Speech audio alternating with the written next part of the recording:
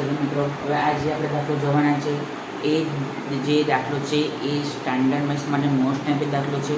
તો વિડીયો ચાલુ કરતાં પહેલાં હજી ચેનલને સબસ્ક્રાઈબ ના કરી હોય તો જલ્દીથી ચેનલને સબસ્ક્રાઈબ કરો અને નોટિફિકેશન પર ક્લિક કરો કે જેથી કરીને આપણે કોઈ પણ વિડીયો મૂકીએ તો સૌથી પહેલાં તમારી પાસે આવે. તો આપણે આજનો વિડીયો ચાલુ કરીશું. નીચે દર્શાવેલ વિકલ્પ પદ્ધતિના શૂન્ય શોધો તથા શૂન્યના સહગુણકો વચ્ચેનો સંબંધ ચકાસો. પહેલું 6x² - 9x + 15.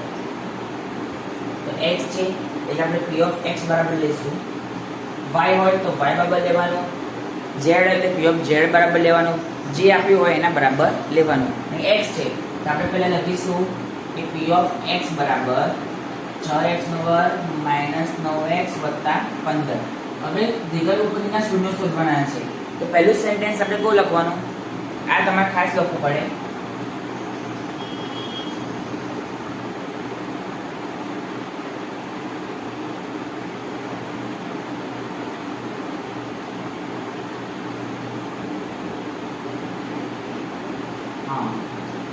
તો માટે p of x જગ્યાએ શું લખવાનું, 0 બરાબર 6x² - 9x + 15. તો માટે 6x² - 9x + 15 બરાબર 0. તો હવે આપણે એને અવયવ પાડવાના છે. તો એવી રીતે અવયવ પાડવાના કે છેલ્લું વચ્ચેનું પદ આવવું જોઈએ.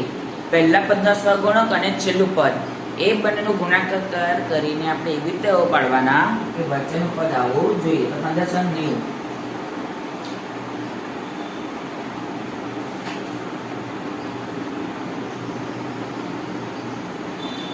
19x છે. હવે 15 × 90 આપણે એવી રીતે પાડવાના કે વચ્ચેનો પદ આવવું જોઈએ. તો વચ્ચે કેટલા લાવવાના છે, 19. તો 90 તો 9 × 10 થાય, 10 + 9 19. આપણે -19 લાવવાના છે.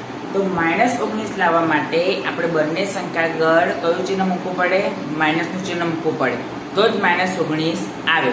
તમે એક બાજુ પ્લસનું ચિહ્ન મૂકો, બીજી બાજુ માઇનસનું ચિહ્ન મૂકો તો આવે નહીં. બંને બાજુ માઇનસનું ચિહ્ન મૂકીએ તો જ -19 આવશે. એટલે માટે 6x² - 10x - 9x + 15 બરાબર 0. આમાંથી કોમન શું નીકળે છે, તો 2x 2 × 6 x² છે એમાં કે 1x કોમન કાઢ્યો તો 1x બાકી રહ્યો, માઈનસ ના માઈનસ, 2 × 5 = 10, માઈનસ ના માઈનસ. હવે આ બંનેમાંથી શું કોમન નીકળે છે, 3. તો કૌંસમાં 3x માઈનસ છે, યાદ રાખજો કૌંસની બહાર માઈનસનું ચિહ્ન છે. બહાર માઈનસનું ચિહ્ન હોય તો કૌંસની અંદર ચિહ્ન બદલાઈ જાય. એટલે માઈનસ પ્લસ માઈનસ 3 × 5 = 15. આપણે જે હવે પાડ્યા છે સાચા છે. એટલે એક કૌંસમાં 3x - 5, બીજા કૌંસમાં 2x - 3 બરાબર 0. એક વખત આના બરાબર 0, બીજી વખત આના બરાબર 0.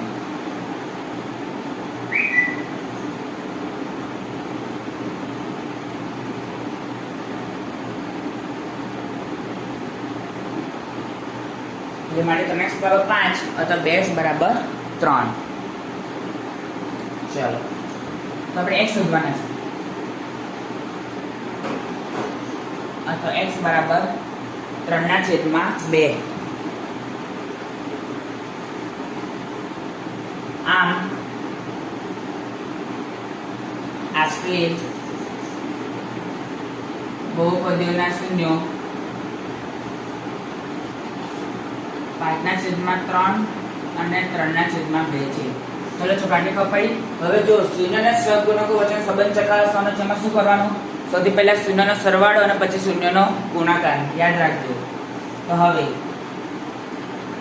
શૂન્યનો સરવાળો સૂત્ર શું છે, આલ્ફા પ્લસ બીટા.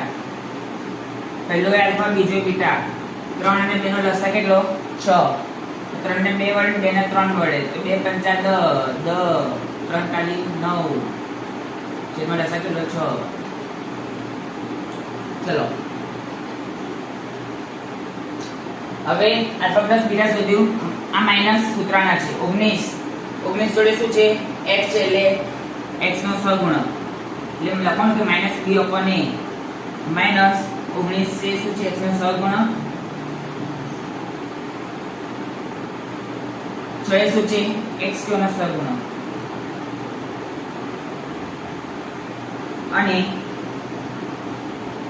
0 નો ગુણાકાર આલ્ફા બીટા શું આવ્યું 5/2 તો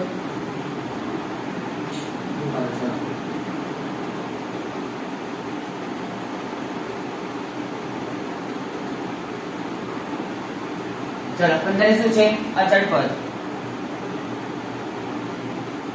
અને 6 શું છે x2 નો સહગુણક હા પડી તો મળે ગણજો તો આજે આપણે આટલું જ રાખીએ છીએ